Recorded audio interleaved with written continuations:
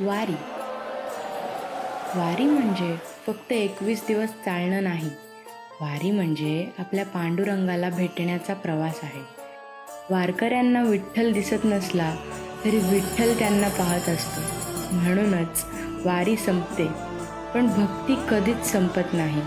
कारण विठ्ठल हा दगडात नाही, तो प्रत्येक वारकऱ्याच्या हृदयात जिवंत आहे.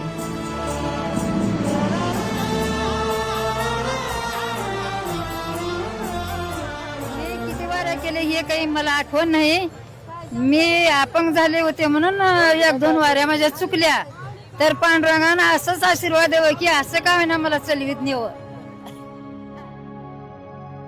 देवाची ये द्वारी उभा क्षण भरी, तेणे मुक्तिचारी साधियेल्या. हरी मुखे म्हणा, हरी मुखे म्हणा, पुण्याची गणना कोण करी.